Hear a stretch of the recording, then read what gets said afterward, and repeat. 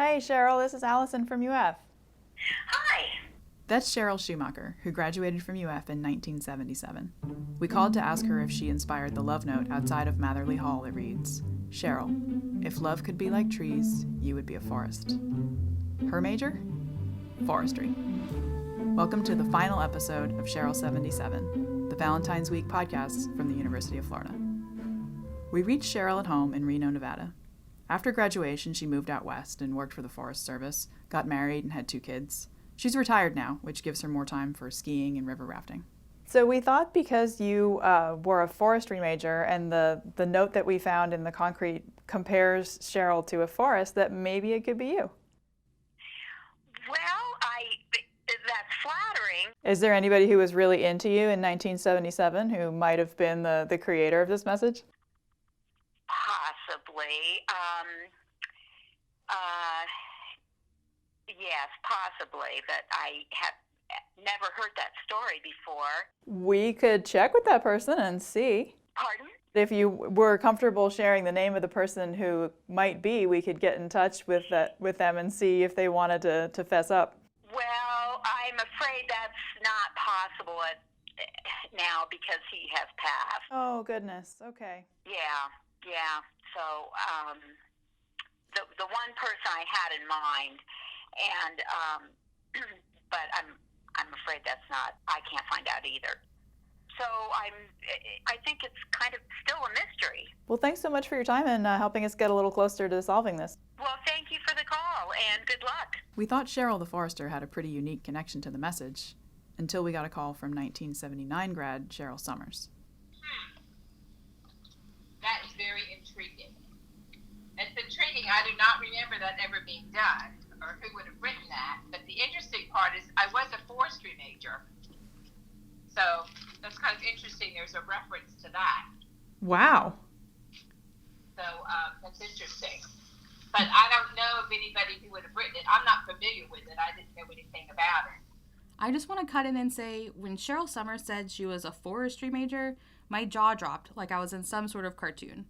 I think my eyes bugged out of my head when I looked at Allison, and I had to stifle my shock because we were recording, but we both were really surprised to find a second Cheryl the Forestry major from the late 70s.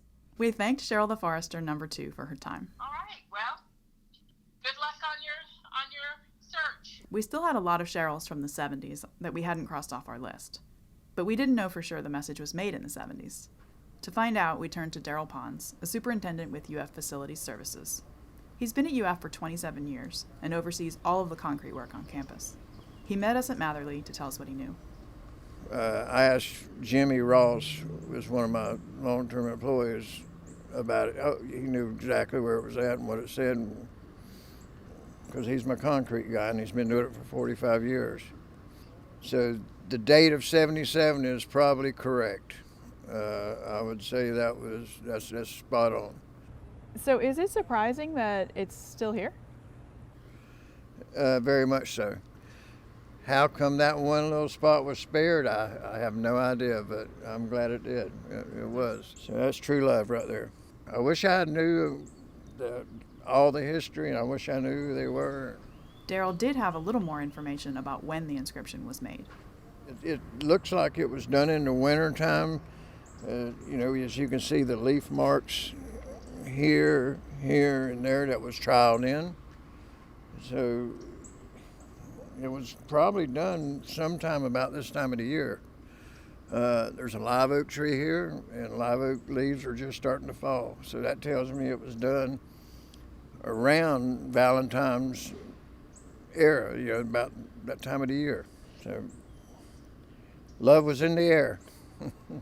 Since Daryl's in charge of keeping the concrete nice around here, we thought we'd give him a chance to say why people shouldn't write notes like this in wet cement. We're wanting to be a top 5 university in the country. We really want to be number 1, and that's our goals. And we want it to be pristine. We want a Disney World here. If we have graffiti everywhere, it's just not proper. For this reason and lots of others, messages in concrete usually don't last. This one won't last forever either. Daryl says at some point, maintenance workers will probably have to break up the concrete to repair the utility lines underneath. If a line breaks and it becomes a safety problem, it'll go away. We will have memories of it. Someone out there already has memories of it. Memories of dreaming up the message, writing it in the concrete, and showing it to Cheryl for the first time, maybe on Valentine's Day 1977. Or maybe the Cheryl who inspired it never knew it was for her. If that's true, we might have already talked to her. It's also possible that Cheryl wasn't a UF student, or she could have been one of the alumni we weren't able to reach. Maybe the person who can solve the mystery is listening right now. Like a lot of people we talk to, Daryl hopes they'll come forward. If you find them, I would like to know, just